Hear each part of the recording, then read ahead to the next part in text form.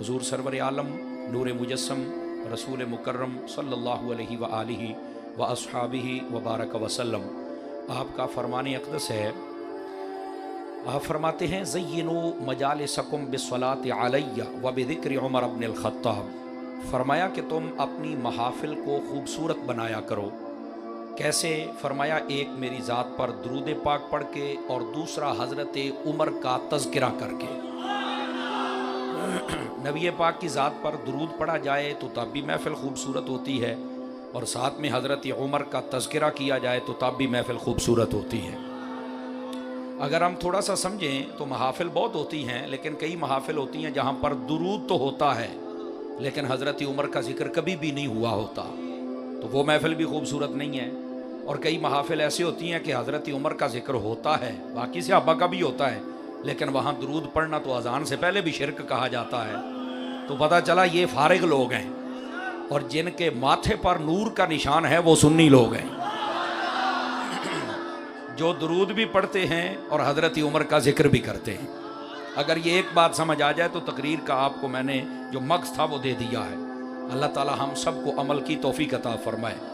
आइए, जो आयत तय्यबा पढ़ी है, मैं चाहता हूँ कि इसका सहारा लेकर बात को आगे चलूँ। अल्लाह रब्बुल इज़्ज़त ने इरशाद फरमाया, या अय्युहन नबिय्यु हस्बुकल्लाह, ए महबूब पाक सल्लल्लाहु अलैहि वसल्लम, मैं तफसीरी तर्जुमा और मोहब्बत वाला कर रहा हूँ, ए महबूब पाक सल्लल्लाहु अलैहि वसल्लम, आपके लिए अल्लाह काफ़ी है। वमनित्तबअक मिनल मुमिनीन, और अल्लाह के साथ साथ वो ईमान वाले जो आपके ग़ुलाम हैं और आपकी इत्तिबा करते हैं वो भी आपके लिए काफ़ी हैं। दो चीज़ों का यहाँ जिक्र है। यहाँ से वो हजरात गौर फरमाएं जिनको बड़ा शौक़ होता है रक्शे के पीछे लिखवाने का कि अल्लाह ही काफ़ी है मेरे लिए। हालांकि यहाँ नबी पाक के लिए दो चीज़ें बताई गई, महबूब तेरे लिए अल्लाह भी काफ़ी और तेरे ग़ुलाम भी काफ़ी है। तो मैं पूछना चाहता हूँ उन लोगों से कि अगर आप ये लिख लें कि मेरे लिए अल्लाह रसूल काफ़ी है तो मसला क्या है? अच्छा, यहाँ ये भी मैं बता दूँ, मेरे लिए अल्लाह ही काफ़ी है, इस जुमले से हमें मसला नहीं है, लेकिन मसला तब होता है कि जब ये कहते हैं अल्लाह ही काफ़ी, बाकी किसी की ज़रूरत नहीं। ये बात गलत है, आवाज़ कमज़ोरों वाली है। और अगर अल्लाह ही की ज़रूरत है बाकी किसी की नहीं, तो फिर मोहम्मद रसूलुल्लाह ना पढ़, ला इलाहा इल्लल्लाह पढ़। कहता नहीं, बात नहीं बनेगी। तो मैंने कहा फिर जहां बात बनती है उनके नाम के साथ बात बनाना। आपने तवज्जो नहीं फरमाई, जरा सुभान अल्लाह बुलंद आवाज़ से कहिए आप। तो मेरे अजीज़ और प्यारे दोस्तों, इस वास्ते ये मैं बिल्कुल इब्तदा में, वो इतने परहेजी से मुसलमान होते हैं बेचारे कि कहीं शिरक ना हो जाए। मैं क्या पुत्र, ये शिरक है को पापड़ा दी दुकान नहीं। आपने बोलते चले आना, मेरा साथ दीजिए सारे हजरात, ठीक है? मैं 4 दिन से मेरी सेहत अलील है, ये तसन्नो बनावट नहीं है, अभी भी गोलियां मेरी गाड़ी में ही हैं, खाने वाली, मारने वाली नहीं, ठीक है? तो मैं आज शायद उतना जोर तो ना लगा सकूं, लेकिन मैं कोशिश करूंगा मौजू के साथ वफा की जाए, ठीक है? आप ज़रा मेरा साथ देंगे और तवज्जो फरमाएंगे और मोहब्बत से सुभान अल्लाह फरमाते रहेंगे। तो बड़े बेचारे परहेजी से मुसलमान बनते हैं कि कहीं शिरक ना हो जाए। शिरक एडी छेती कोई नहीं जे हुंदा, ए मैं तुहानू दसदा पिया, शिरक कोई नहीं हुंदा। और वैसे भी नबी पाक अलैहिस्सलाम ने फरमाया, आप फरमाते हैं वल्लाहि मा अखाफु अलैया अन तुशरिकु बादी, और एक में वल्लाहि मा अखाफु अलैकुम अन तुशरिकु बादी। फरमाया मुझे इस बात का कोई खौफ नहीं है कि जब मैं दुनिया से पर्दा कर जाऊंगा बज़ाहिर तो मेरे बाद तुम मुशरिक हो जाओगे, मुझे कोई डर नहीं, तुमने मुशरिक नहीं होना। ये मेरे नबी खुद फरमा रहे, और बुखारी शरीफ में ये रिवायत है। हाँ, वलाकिन अनतनाफसू फीहा, फरमाया तुम दुनिया में बहुत मगन हो जाओगे, दुनियादार बन जाओगे, ये बताया, ये फिक्र है, लेकिन तुम काफिर हो जाओगे, मुशरिक हो जाओगे, ऐसी कोई बात नहीं है। समझ आ रही मेरी बात की? तो अगर इक्का दुक्का हो भी जाए तो टेंशन कोई नहीं, साढ़े मुसलमान तो साढ़े को पहलू काबू न पे आते। समझ आ रही है? तो इक्का दुक्का जिसकी बदबख्ती गालिब है वो जाए पहाड़ में, बाकी ये ईमान वाले हैं, इनको कोई कहे कि करोड़ रुपया देते हैं, आप बस ये एक बात यानी किसी और को सजदा कर दें अल्लाह के अलावा, वो कभी भी नहीं करेगा। क्यों? उसे पता है नबी पाक अलैहिस्सलाम के एक फरमान का ये मफहूम है। हुजूर ने फरमाया जो मुसलमान की निशानियां और सिफात कामिल बंदे की बताई, एक ये बताई कि अगर उसे कोई कहे कि मैं तुझे आग में डालना चाहता हूं वरना कलमा छोड़ दे, दीन छोड़ दे, रब को मानना छोड़ दे, तो वो कहे कि मुझे आग में जाना पसंद है पर रब को छोड़ना पसंद नहीं है। तवज्जो नहीं फरमा रहे आप सभी हजरात? तो ये कामिल मुसलमान की एक दलील होती है।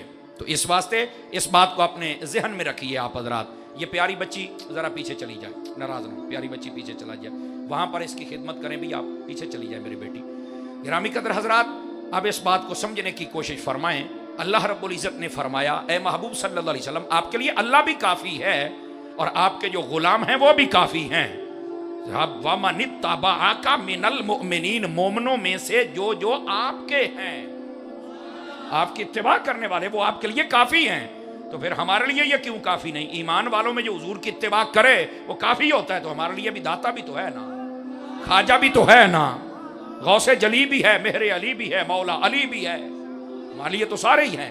तो अर्ज करने का मकसद ये है कि अगर कोई बंदा किसी भी अल्लाह के वली की तरफ या सहाबी या अहले बैत की तरफ तवज्जो करे, अल्लाह का बंदा समझकर, खुदा समझकर नहीं, अल्लाह का बंदा समझकर, तो कभी भी शिरक नहीं होता, ये जायज़ है।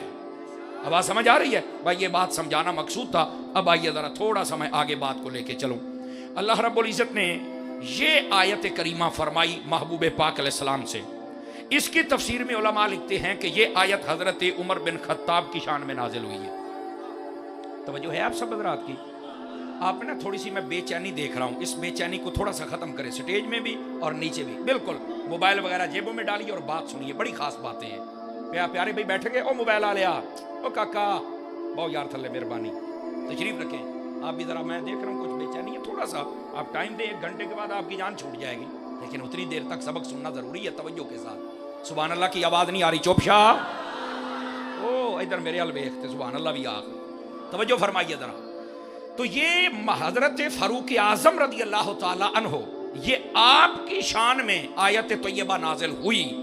इसका मतलब ये नहीं किसी और के लिए ये हो ही नहीं सकती, लेकिन उलमा फरमाते हैं हज़रत फ़ारूक आज़म रज़ी अल्लाह ताला अन्हु, अक़वाल और भी होंगे, लेकिन एक ये कि हज़रत फ़ारूक आज़म के हक़ में नाजिल हुई जब आपने इस्लाम कबूल किया।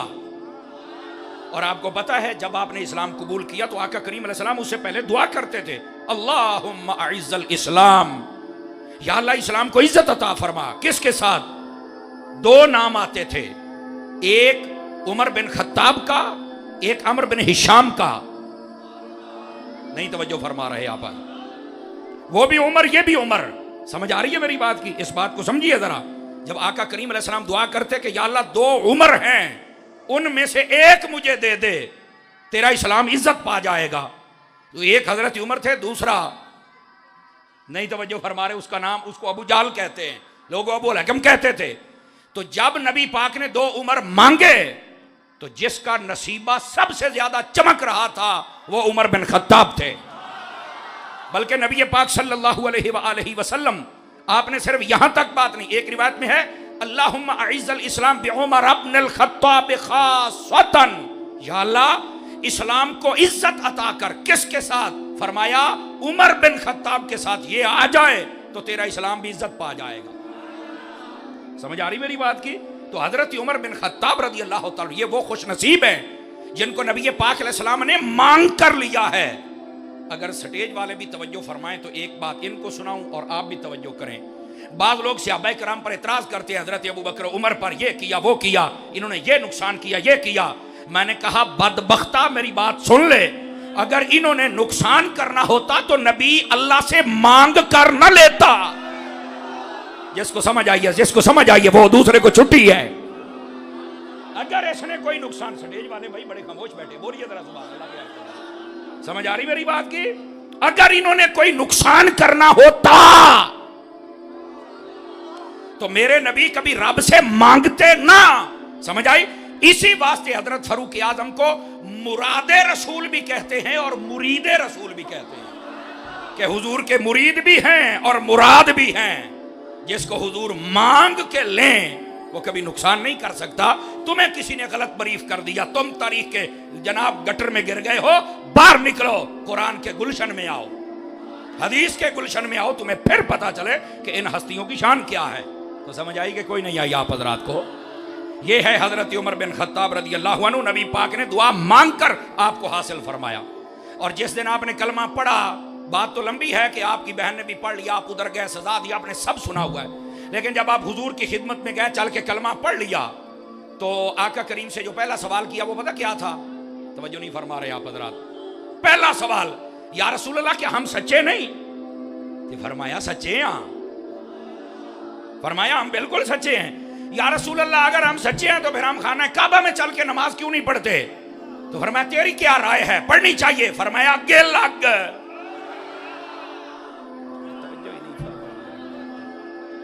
यही तो बात है, ये सुन्नियों की जो जुबानें सहाबा के लिए नहीं ना खुलती, यही मसला है असल। समझ आ रही है? इसी वास्ते लोग सहाबा को भौंकते हैं। तुम्हारी जबानें खुलनी चाहिए। जब अहले बैत की बारी आई तब भी खुलनी चाहिए, वलियों की बारी आए तब भी, और जब सहाबा की बारी आए तब भी खुलनी चाहिए। आगे पता चले हुजूर के सहाबियों के गुलाम भी बैठे हुए हैं।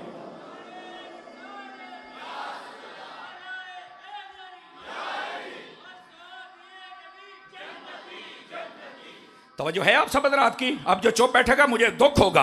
कमाल वाली बात है यार, आपको समझ नहीं आ रही मैं क्या कह रहा हूं। इस बात को समझिए, किसी ने ज्यादा कोई इलम दा फलाडा है तो भी मैनू दसे, लेकिन ये हजरत उमर की शान है बाबा। और पता ये उमर कौन है? फरमाया मेरे बाद कोई नबी होता तो उमर होता।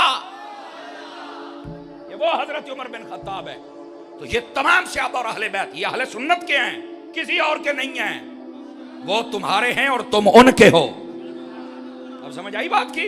इसलिए इनके नामों पर खामोश रहना नहीं बनता। ये उमर तो वो है जिस रास्ते पर चल पड़े कभी उस पर शैतान नहीं चल सकता।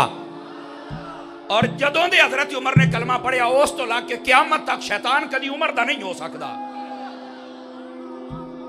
तवज्जो है कि कोई नहीं आप हजरात की? कभी भी हजरत फारूक आजम के साथ शैतान और शैतान बंदा उनके साथ लग ही नहीं सकता। जदों भी उन्होंने प्यार करता है बंदे दा पुत्र ही करता है। अब समझ आ रही है आप सभी हजरात को? तो गिरामी कदर हजरात इस मसले को समझिए और मैं बात और खोलना चाहता हूं। हजरत उमर ने फरमाया कि हमें तो खाने काबा में नमाज पढ़नी चाहिए। आपने फरमाया चलो। 39 बंदे थे जब कलमा पढ़ाया गया, ठीक है? 40वां कलमा पढ़ने वाले आप थे, 40 आप तो होया है। समझ आ रही? जब कलमा पढ़ लिया 20-20 बंदों की 2 सफ़े बन गई। एक सफ के आगे हजरत अमीर हमजा थे, हुजूर के चचा, और एक सफ के आगे हजरत सैयदना फारूक आजम थे, और तलवारें और नेज़े हाथ में थे, और दरमियान में मेरे मुस्तफ़ा चल रहे थे। मेरा ख्याल है जे अकल होवे तो बंदे इन्ना तो पता लग जाना चाहिए भी जलूस तो बन गया। समझ आ रही ना जी? और जा किधर है? अल्लाह के घर की तरफ। जब ये जलूस चल रहा है, सामने हजरत फारूक आजम है, तो आपने फिर जाके कहा, फरमाया जिन को कसर है आ जाओ, आज मैं कलमा पढ़िया है, पता तो लगे जना आया है। ये है हजरत फारूक आजम रज़ी अल्लाहु अन्हु, जिनकी वजह से खाना काबा में पहली नमाज पढ़ी गई। वो बोलो ना, बाद जमात सहाबा के साथ वो हजरत फारूक आजम की ज़ात अक़दस है। गिरामी कदर हजरात, फिर नबी पाक सल्लल्लाहु अलैहि वसल्लम आपके प्यारे गुलाम हजरत फारूक आजम, आपने नबी पाक अलैहिस्सलाम की खिदमत में वो वक्त गुजारा कि आपने उमर बिन खत्ताब बना दिया इनको, फारूक आजम बना दिया इनको। और आला हजरत जब इनका नाम लेते हैं कहते हैं अमीरुल मोमिनीन, गईजुल मुनाफिकीन, इमामुल आदिलीन। तवज्जो नहीं फरमा रहे आप हजरात? फिर आगे चल के हजरत सैयदना फारूक आजम उमर बिन खत्ताब का नाम लिखते हैं। तो हजरत उमर बिन खत्ताब रद कोई आम तो नहीं, फरमा तेरे लिए अल्लाह भी काफी है और तेरे गुलाम भी काफी हैं, बिलखुसूस हजरत उमर। और जब हजरत उमर आए तो फिर उमर ने बताया कि वाकई मैं काफी हाँ, किसी दा को होवे मसला तो मेरे हबीब ताइया पढ़ के दिखावे। ये है हजरत फारूक आजम रज़ी अल्लाहु अन्हु, आपने ये सारा मसला हल कर दिया। गिरामी कदर हजरात, ये हजरत फारूक आजम रज़ी अल्लाहु अन्हु नबी पाक शफी आजम सल्लल्लाहु अलैहि वसल्लम आपसे इतना प्यार करते कि अगर कोई बात नबी पाक कर देते और कोई उस बात को ना मानता तो हजरत फारूक आजम तलवार निकाल लेते कि मैं तेरा सर उतारूंगा, क्योंकि तूने मेरे हबीब की बात नहीं माननी है तो मुस्तफा की बात माननी।